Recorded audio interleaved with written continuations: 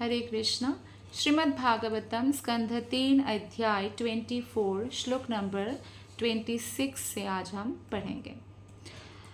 स चावतीर्णं त्रियुगम् आज्ञाय विबुधर्षभम्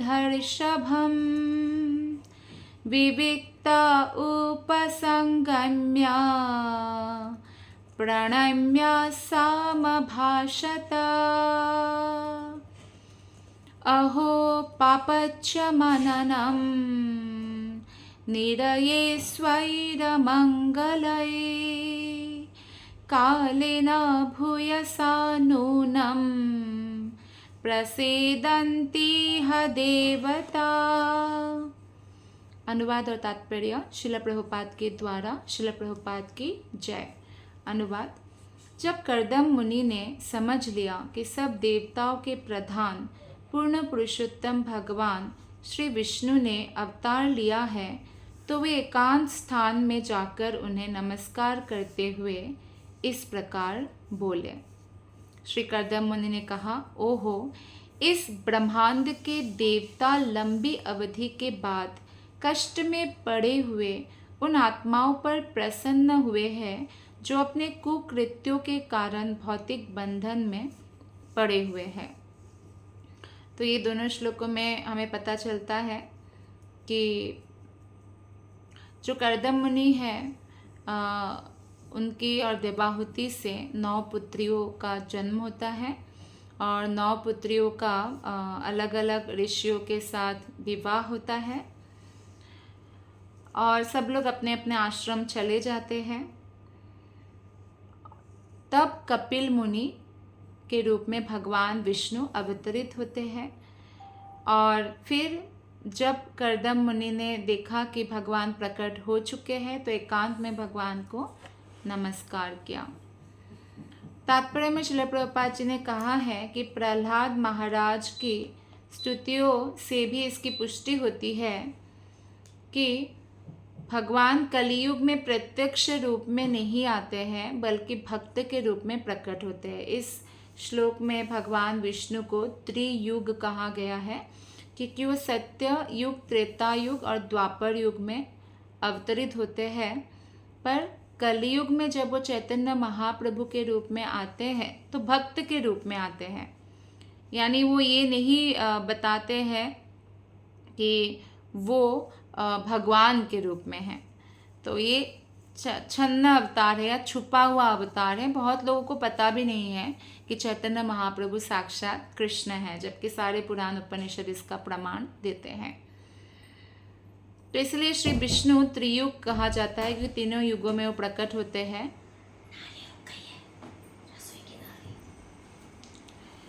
त्रियुग की एक अन्य व्याख्या है जिसके अनुसार भगवान में 3 युग्म दैवी गुण विद्यमान होते हैं, जिनके नाम हैं भगवान के जो 3 युग्म दैवी गुण हैं वो है शक्ति, समृद्धि, दया तथा यश। शक्ति और समृद्धि हो गया एक जो युग्म दैवी गुण है, शक्ति के साथ समृद्धि, दया के साथ यश और बुद्धि तथा शांति।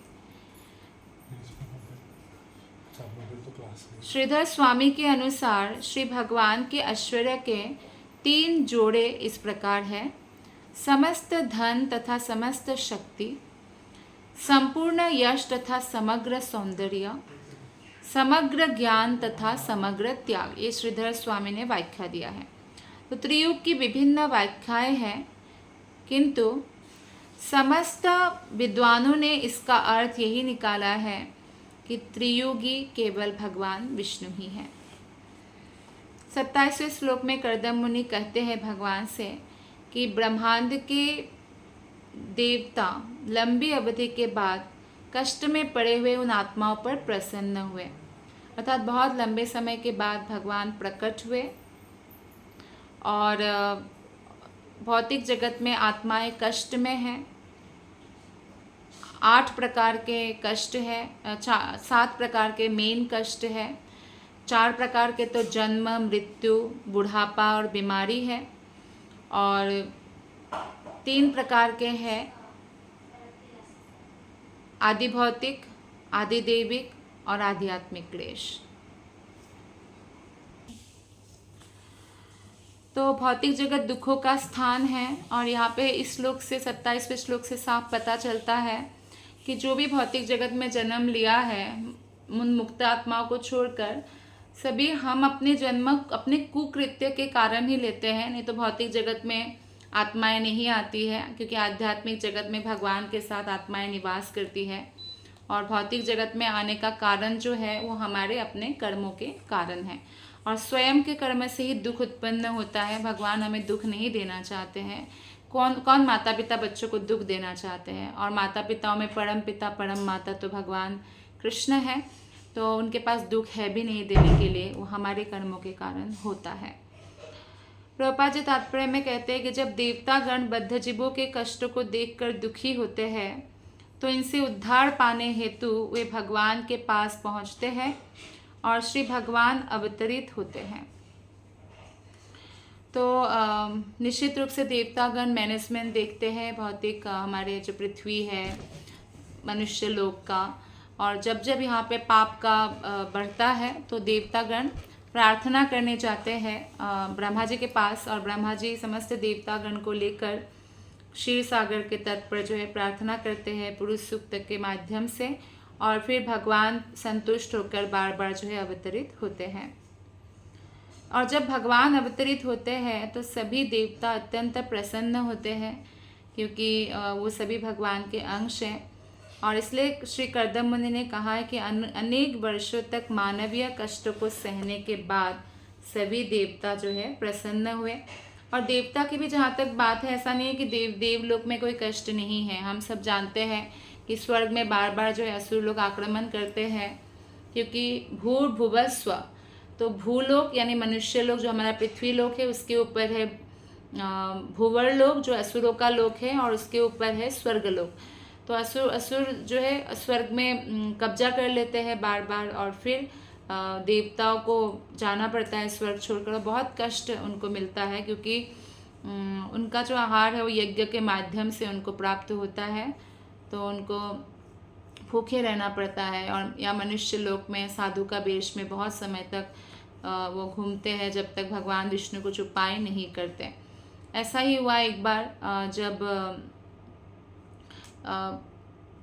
असुरों ने भगा दिया देवताओं को, तो जिससे अदिति माता बहुत दुखी हुई, और अदिति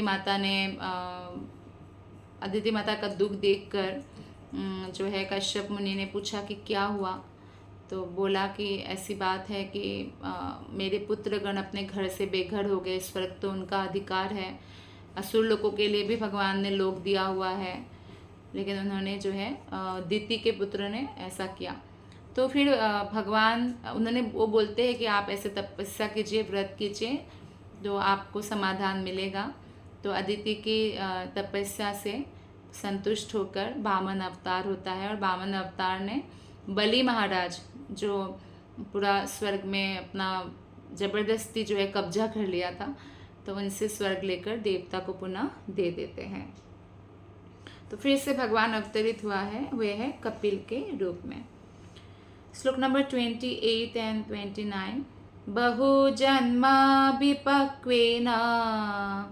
सम्यग् योगा समाधिना द्रष्टुं यतन्ते यतयः शून्यागारेषु यत्पदम् स एव भगवानद्य हेलनं न गणय्यनः गृहेषु जातु ग्राम्याणां यः स्वानां पक्षपोषणः। परिपक्व योगी जन अनेक जन्म लेकर एकांत स्थानों में रहकर योग समाधि में पूर्ण पुरुषोत्तम भगवान के चरण कमलों का दर्शन पाने का प्रयत्न करते रहते हैं। तो योगी जन कई जन्मों तक भगवान के एक दर्शन के लिए तपस्या करते रहते हैं, चरण कमलों के दर्शन पाने के लिए। यहाँ तक कि ब्रह्मा जी ने भी भगवान कृष्ण का तपस्या किया था पुष्कर लेक के तट पर 60,000 साल 60,000 ईयर्स तक तपस्या किया था। और जब तपस्या किया तो भगवान कृष्ण प्रसन्न हुए। तो कृष्ण प्रसन्न हुए तो ब्रह्मा जी ने भगवान श्री कृष्ण से वर मांगा। और क्या वर मांगा कि हे भगवान, श्रीमती राधा रानी के चरण का मुझे दर्शन हो, जो बहुत दुर्लभ है, किसी के लिए भी संभव नहीं है। तो भगवान श्री कृष्ण उनको वरदान देते हैं।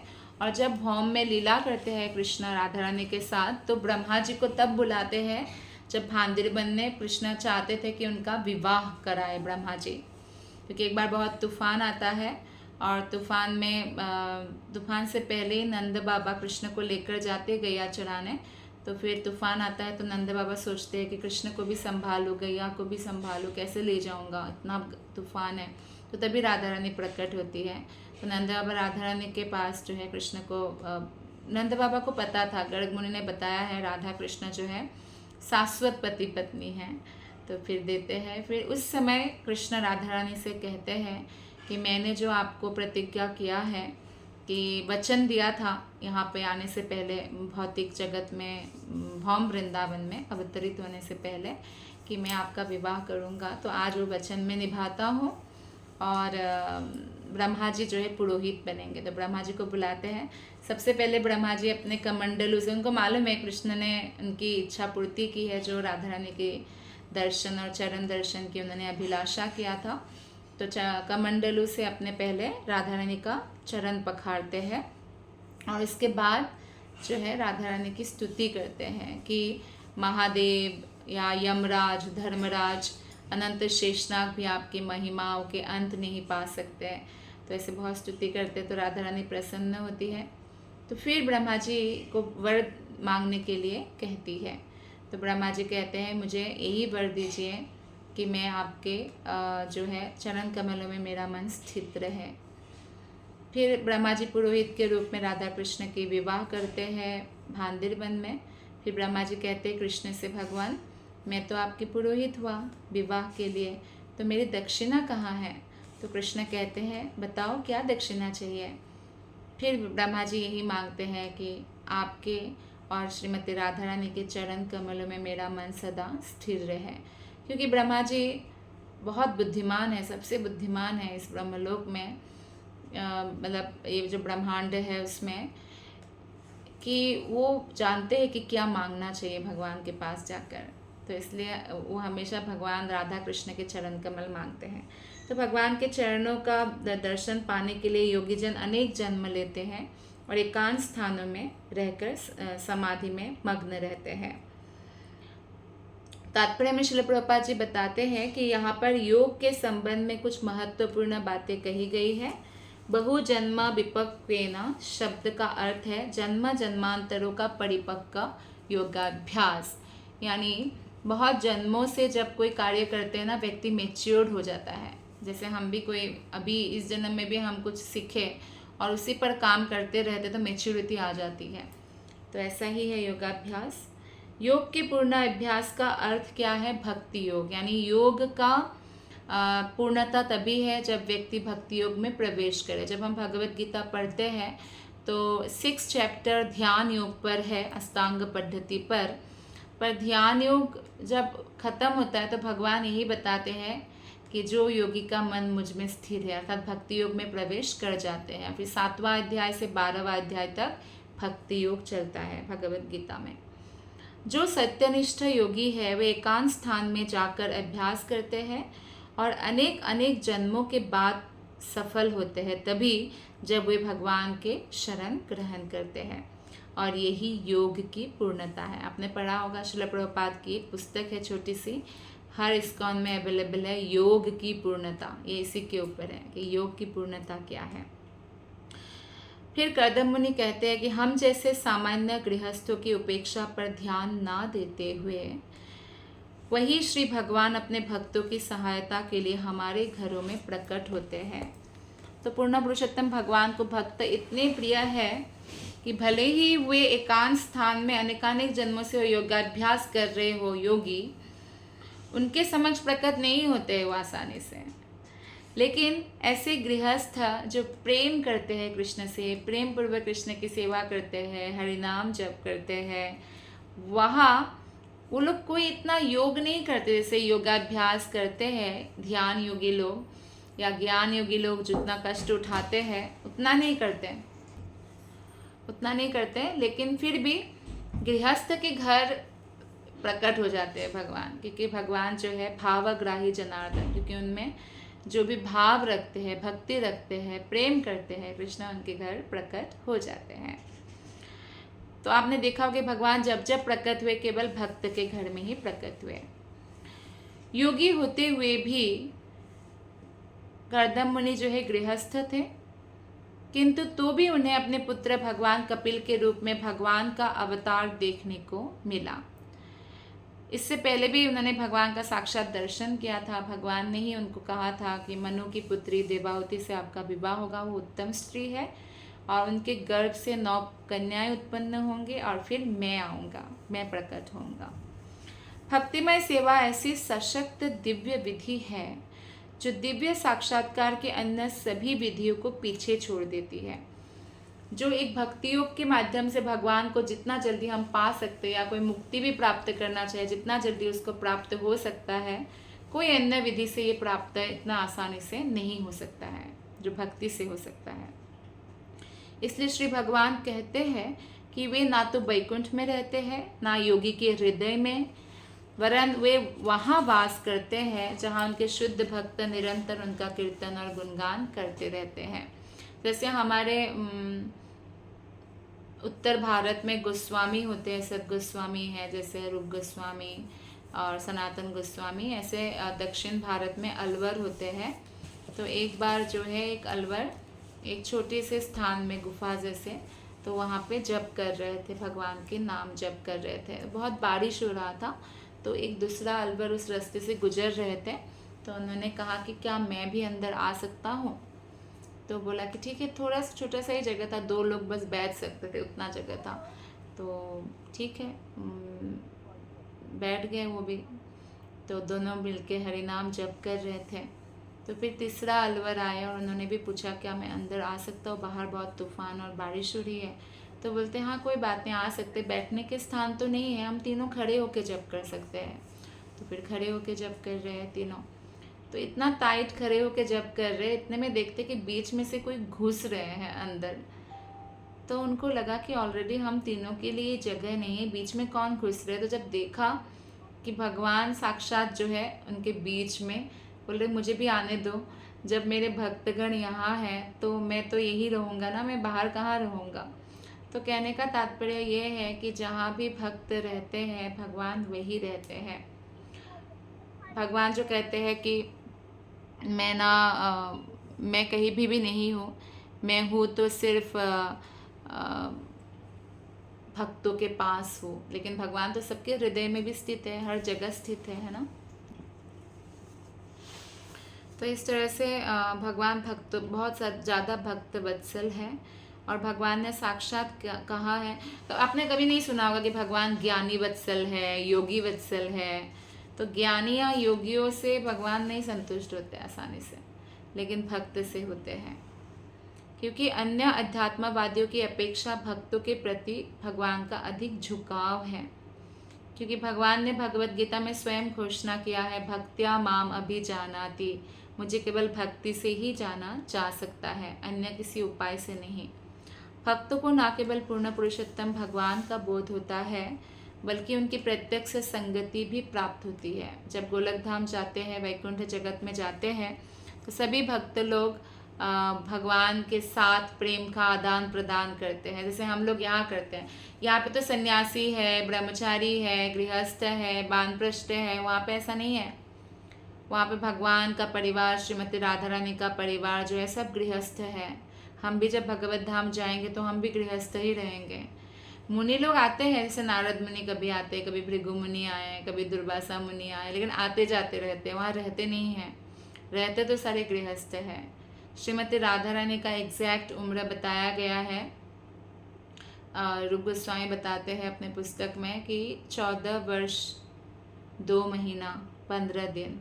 और कृष्ण का उम्र कितना है, जो शाश्वत उम्र है कृष्ण का, 15 वर्ष 9 महीना 7.5 दिन। किशोर और किशोरी युगल किशोर है। तो ऐसा भगवान का दिव्य लोक है। श्लोक नंबर 30 और 31। स्वीयं वाक्यामृतं कर्तुम् अवतीर्णोऽसि मे गृहे चिकीर्युर्भगवान् ज्ञानं भक्तानां मानवर्धनः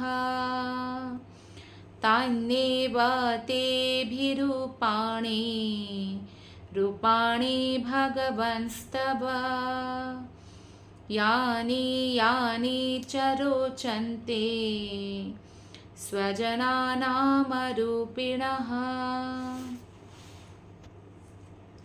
श्री कर्दम मुनि ने कहा, सदैव अपने भक्तों का मान वर्धन करने वाले मेरे प्रिय भगवान, आप अपने वचनों को पूरा करने तथा वास्तविक ज्ञान का प्रसार करने हेतु ही मेरे घर अवतरित हुए हैं।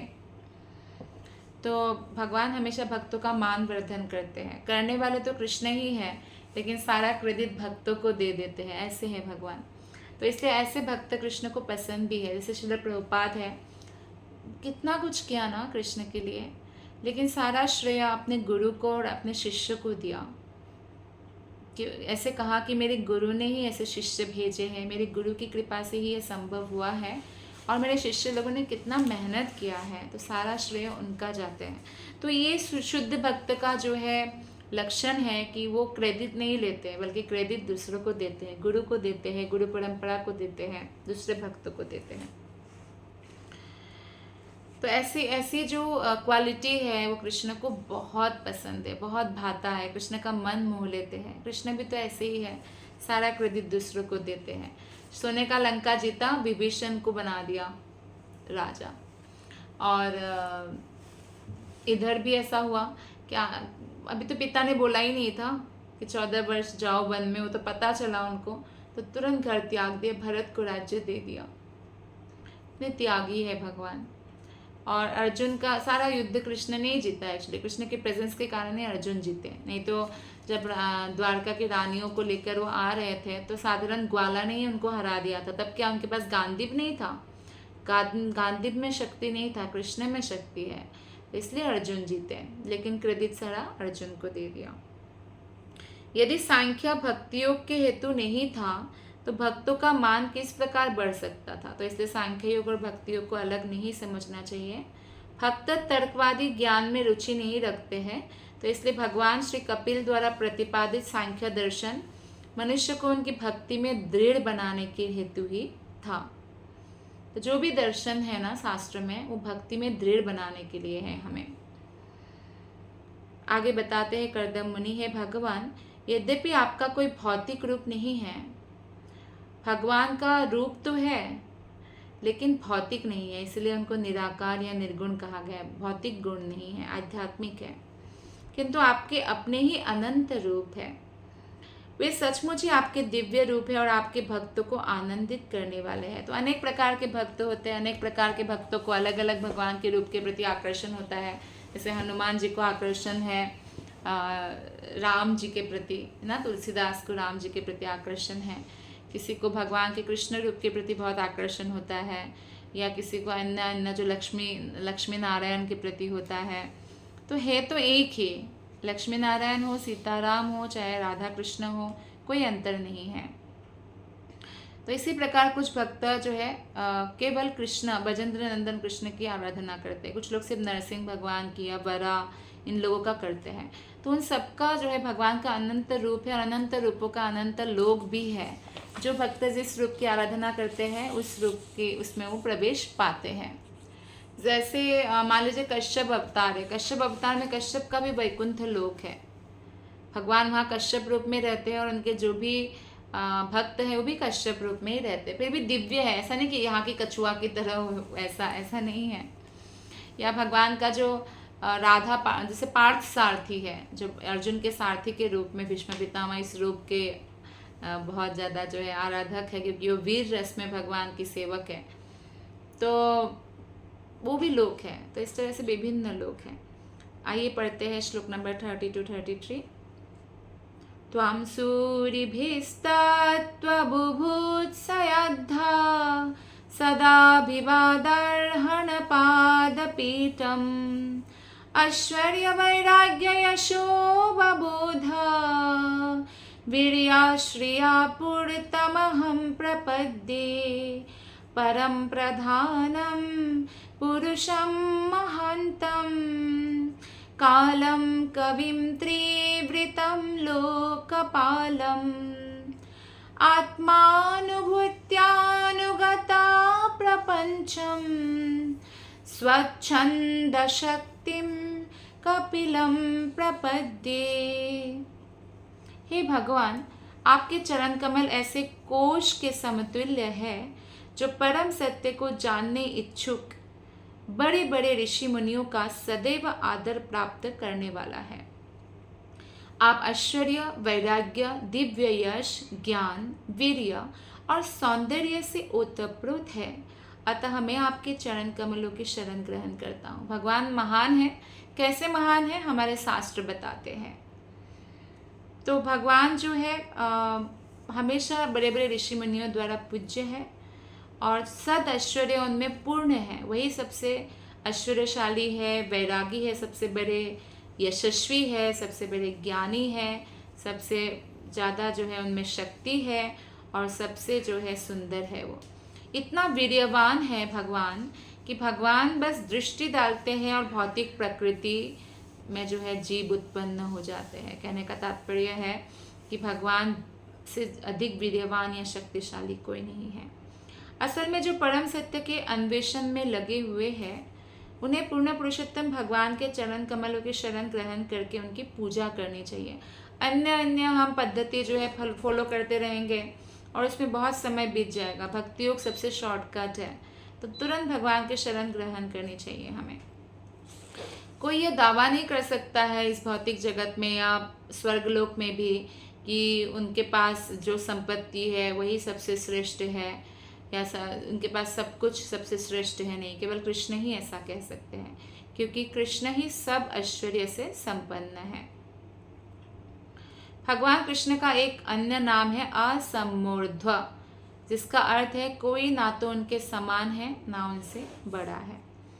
कपिल मुनि कहते हैं कि मैं भगवान कपिल के रूप में अवतरित होने वाले पूर्ण पुरुषोत्तम भगवान की शरण लेता हूँ, जो स्वतंत्र रूप से शक्तिमान और दिव्य है।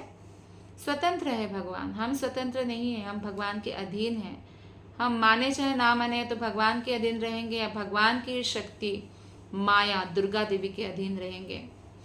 तो भगवान के भक्त है तो भगवान के अधीन रहेंगे, योग माया के अधीन रहेंगे, नहीं तो महामाया के।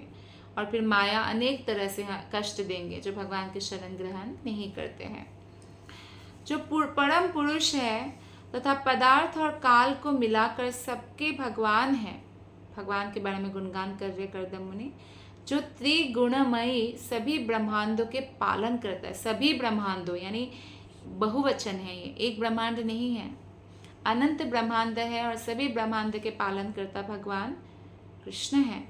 और प्रलय के पश्चात भौतिक प्रपंचों को अपने में लीन कर लेते हैं।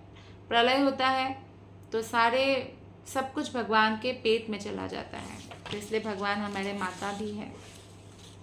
तात्पर्य में श्रील प्रभुपाद बताते कि भगवान कृष्ण ही काल तत्व है और सर्वज्ञ है, सब कुछ जानने वाले हैं।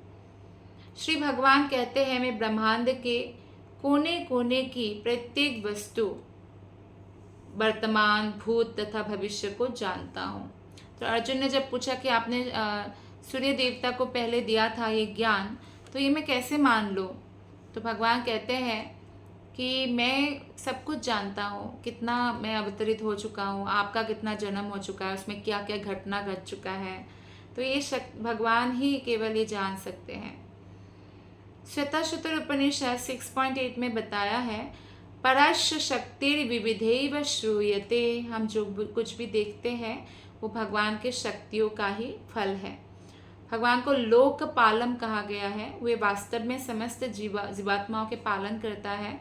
तो हमें पालने वाले कृष्ण हैं।